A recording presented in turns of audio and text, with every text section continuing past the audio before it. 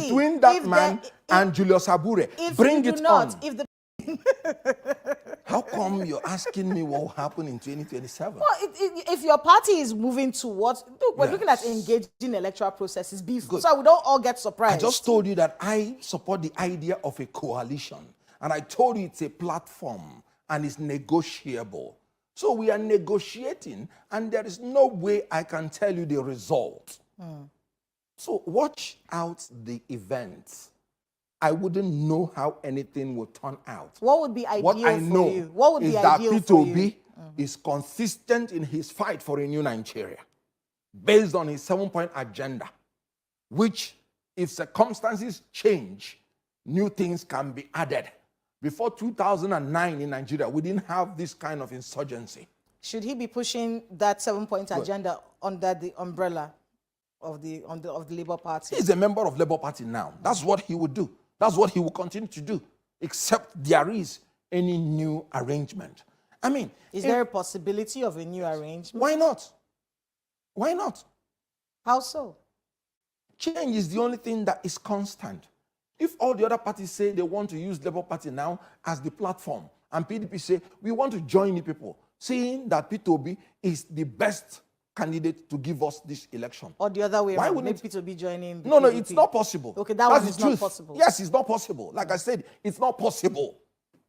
If Peter Obi wants to be the vice president of Atiku Abubakar, he better does it alone, not with me. Oh, yes. And I'm serious about it.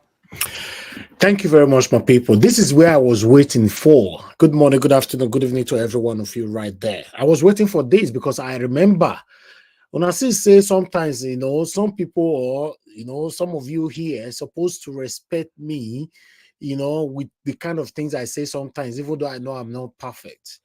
3 days ago, I gave my submission on these particular issues here, where I even play some jokes by praying for you guys. If some of you remembered, putting on a video where somebody were praying and all that, blah, blah, blah. My submission was straight. If Peter Obi wants to merge with this satanic set of people, on one condition, I said I will accept.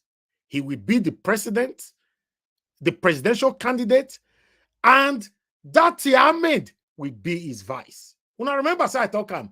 This video of Kenneth Okonkwo today, me I don't talk him 3 days ago. May somebody give me credit now.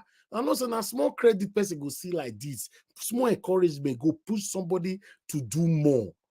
This is a prophetic statement. Waiting me don't talk like 3 days or 4 days ago. I talk him for a year. Go and play our 3 days ago broadcast. Simple. And Kenneth Okonkwo is saying it now, reiterating that he will be out. Peter Obi will be alone. And that is my stand. Thank you very much, my people. Let's continue to take this. I'll come back to you guys where we can talk about it properly. How come you're asking me what will happen in 2027? Well, if your party is moving towards any new arrangement, I mean, is there a possibility of a new arrangement? Why not? Why not? How so? Change is the only thing that is constant. If all the other parties say they want to use Labour Party now as the platform, and PDP say we want to join the people, seeing that Peter Obi is the best candidate to give us this election. Or the other way around, maybe Peter Obi joining the No, PDP. it's not possible. Okay, that's is not possible. Yes, it's not possible. Like I said, it's not possible. If Peter Obi wants to be the vice president of Atiku Abubakar, he better does it alone, not with me. Oh, yes. And I'm serious about it. But meanwhile, we have Dr. Aruna with us today. So I would like to prioritize him. My people, please understand with us. Thank you very much, Dr. Aruna, for joining us today, sir. Happy New Year to you and good evening to you, sir. Please talk to us. Yeah, Mr. Elvis, you're still on fire. I really want to say thank you. Thank you for keeping the torch shining and allowing the microphone volume to still be on for people to hear. As it is said, keep speaking, somebody's listening. And I believe look back and say it wasn't a waste after all. That this journey is not a sprint, it's a marathon. But one day we will get there. So I just came in so that I can directly speak to you and to everybody, because I just keep thinking that how do they keep doing this every day? And people have to come out and they see things happening. They've addressed different issues. But while you're busy addressing another new problem, another new challenge, people dying, the corruption, where it's like it's been taken to another level, because now we have somebody that is known, everything around him is built on corruption. So no wonder we are seeing what's happening now. So keep up the good work, my brother, and to all the panelists that keep coming in here every day. Thank you. Really, I just came in to say very, very big thank you. Wow. Well, thank you very much. Before you go, I would like you to comment on this, their plan for Menja. I don't know if you listened to Kenneth Okonkwo earlier on, saying that if they have to merge, and if Peter Obi is going to run as a vice to Atiku, they should count him out. And that is my stand as well. So what can you say about that, sir? Yeah. We know, I was actually thinking that I think the handwriting became so obviously clear that as we know that Prince Obi had the highest votes, but it was stolen from him. I wouldn't doubt the ones of Atiku 100%. However, I think he was giving votes, just allotted votes so that he will be made number 2. Appearing to the world as if Peter Obi is just a Johnny just come, and he never got what it took to come near being number 1, talk less number 2. So Atiku is a desperate politician who is doing this not necessarily because of Nigeria, but he's doing it for his own personal, whatever is his agenda. He's determined to ensure that whether he's in his 90s, he wants to have that thing, not just like maybe Tinubu, who wants it on record that he ruled Nigeria as president, even if he fails, because he said Emi Lokon. So, but the one of Atiku, there's a clear agenda and he's determined to do that. So he thought that he will get it, but then now that he lost, he's thinking that, okay, I had made Peter Obi my running mate before. And this time around, Peter Obi is out and he's standing on his own. So let me talk about merger, that APC is our problem. Unlike the old team before to unseat PDP, they are now trying to come up with the narrative or the idea that the only thing that will unseat APC is when there is a merger, a strong force drawn from all the other parties, especially the 3, coming together so that they can unseat APC. The agenda is to unseat APC to enthrone not a new party, but to enthrone one man, that is Atiku. So that's what they're busy with. But for me, anything where they do a merger and they don't allow Obi and they start coming up with the idea of Obi becoming vice, I would not support that. And I can tell you, it's a vision that is dead. It's already dead on arrival. All the 90-something% of the obedience that were the force behind the change that Nigeria was about to experience, if not for the broad daylight robbery that took place, aided by Mahmoud Yakubu, and then finally enforced and rubber stamped by the rogue judiciary.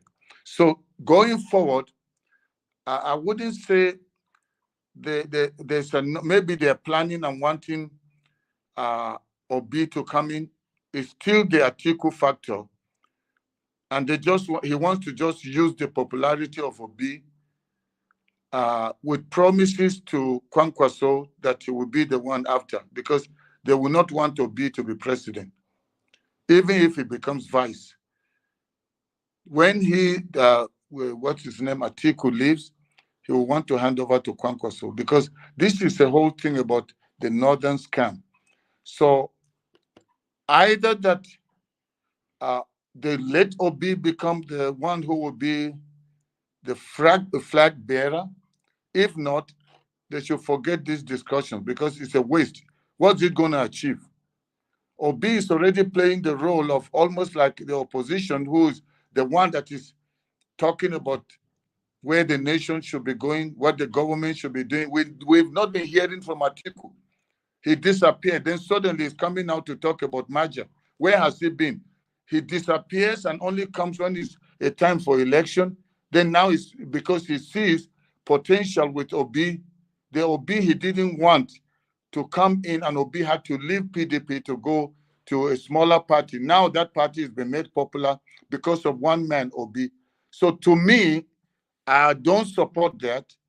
And as there's no day I will ever support that, because I know Atiku so very well that he's not doing it because of the love of Nigeria.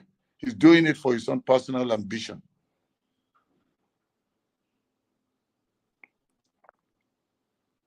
All right. Thank you very much, Dr. Aruna, for that. Everybody knows that Atiku is not doing it for because of Nigerians. He's doing it for personal gain. You know, for me, like I've said before, if there should be any reason for a merger, Peter Obi should be the presidential candidate, and that Ahmed should be the vice. Why Atiku and Kwankwaso can be the chieftain of whichever party they are going to come out from. Anything more than that, or anything less than that, rather, I will not be part of it at all. So I don't know if anybody want to ask Dr. Aruna a question before we let him go. Maybe before any question, Okay. I didn't touch on the. You see, they will not want, even if for any reason they bow to pressure from a lot of people by saying, you know what, it's a waste if you do any merger and Peter Obi is not the one that will be the flag bearer. This person is going to try and push for himself to be the deputy. That is what's his name? Kwankwaso. Okay, Kwankwaso. No, okay.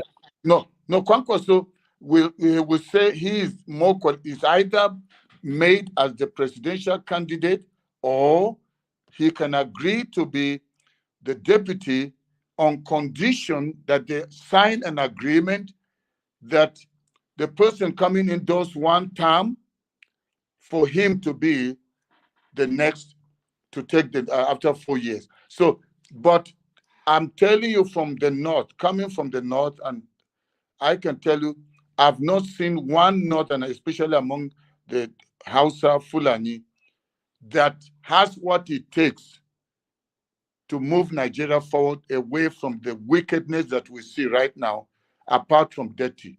So if that combination does not work, I will not, my support will not be there. And they're doing this, trying to push dirty aside. They will not want him to come in. To be honest, for Kwankwaso to run, even though they accept Peter Obi as the presidential candidate, Kwankwaso to run under him with any kind of satanic secrets contract or agreement, I'm still not going to support Mr. Peter Obi if it happens like that. Thank you. I don't know. Somebody wanted to ask. I strongly follow that. Sorry if I'm interjecting wrongly. I strongly follow that. Dr. Haruna, considering you are on ground and you are in the north, have you heard of any conscientization of the Hausas being undertaken at the moment. This is a reliable intel that I got by a Khartoum. I don't remember the surname or I don't know if it's Khartoum or Khartoumi, a leader, a female who is radically pushing the word out that Fulani are not to be trusted. Have you come across that, Dr. Haruna? Yeah, not that much. I don't have details about that. But if you hear anybody pushing and saying Fulanis are not to be trusted, that person may be a Hausa, because the Hausas are currently being persecuted.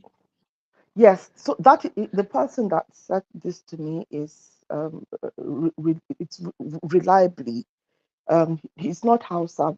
He's from Zulu and a Christian, and reliably informing that the Hausas are really going out, conscientizing other fellow Hausas that the Fulanis are out on an agenda.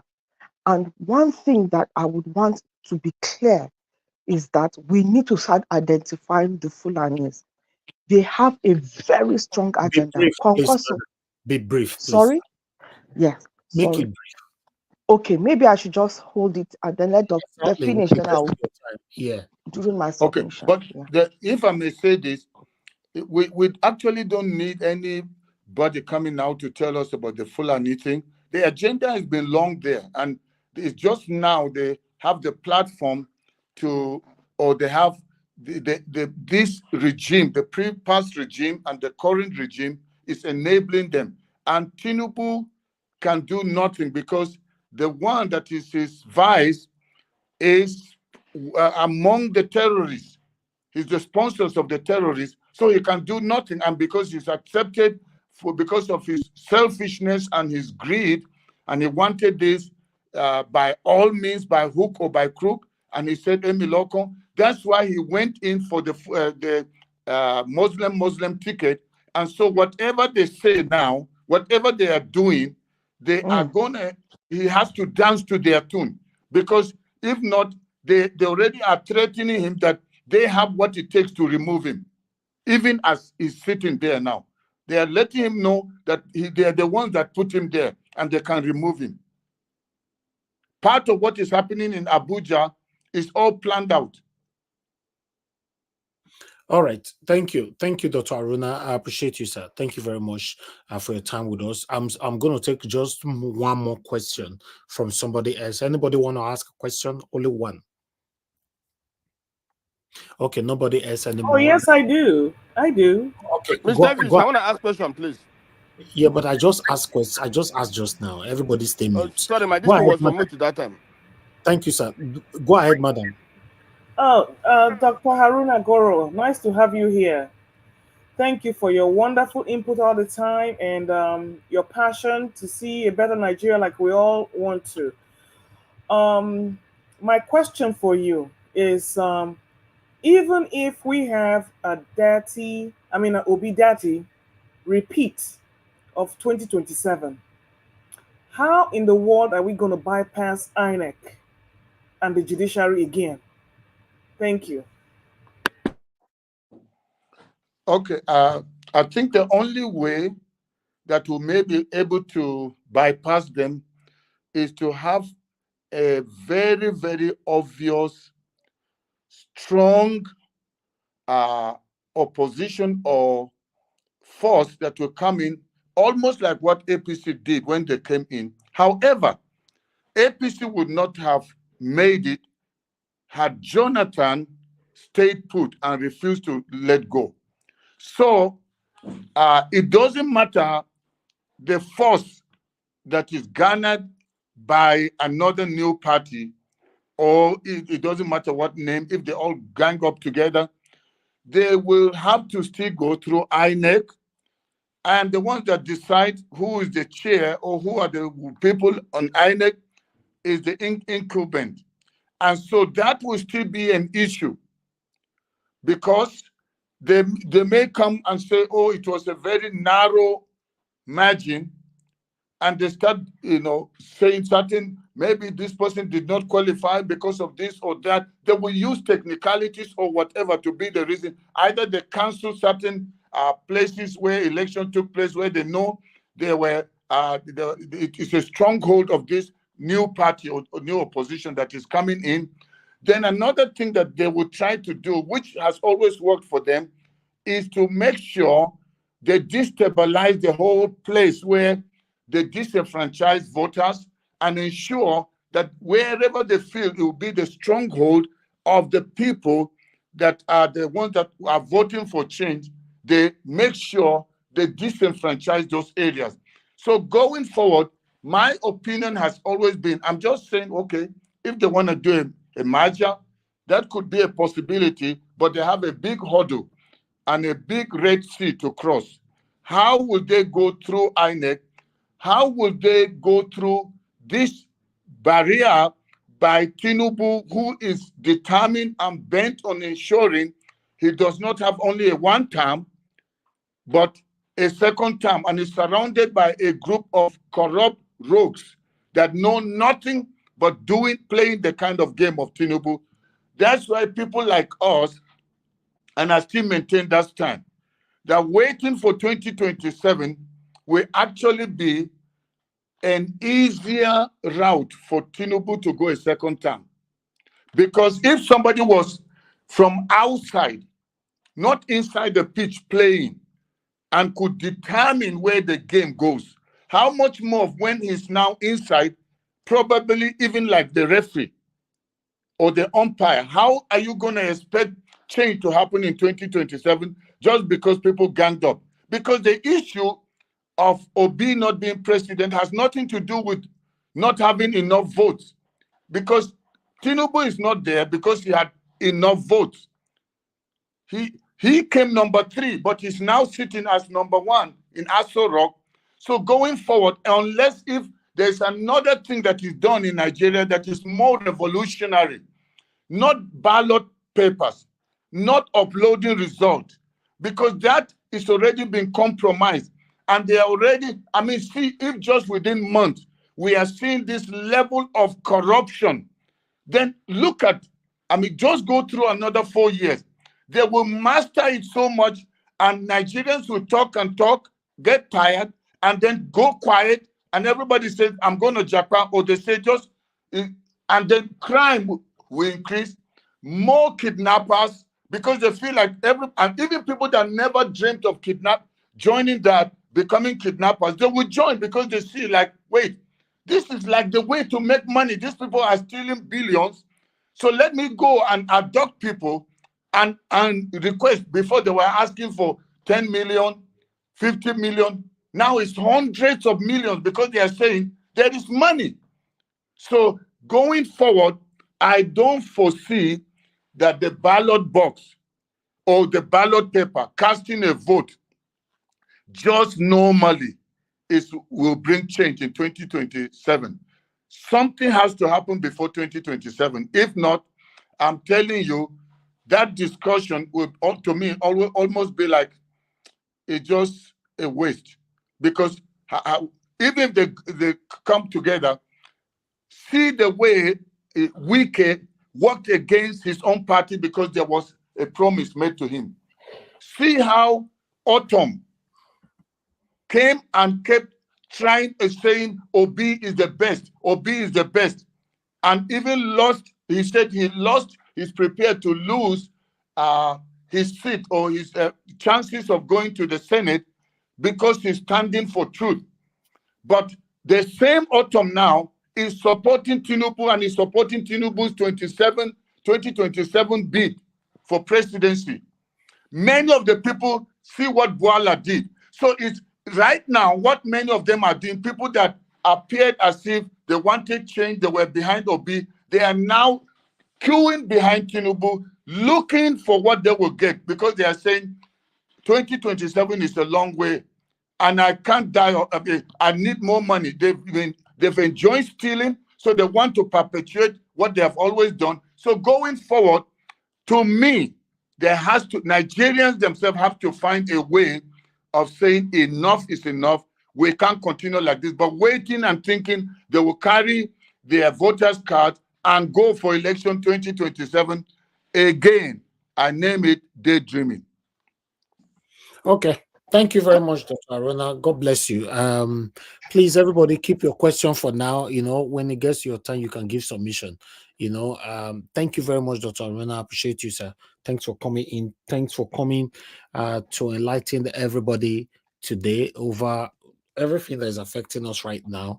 For me, I agree with you 100%. You know, Nigerians needs to be wise now. 2027 shouldn't be something that we should be discussing at the moment. Because for me, Mahmoud Yakubu is still the head of INEC. I don't know what you guys are thinking, though, to be honest. I don't know what you guys are thinking. You know, if you think that even though the old Nigerians come out to vote for Peter Obi, they will still decide it how they want it to be. That's what they did in the past. And we could not do nothing about it. And 2027, you no go fit still do anything. That's it. You made my day. At least your experience, your career. You showed that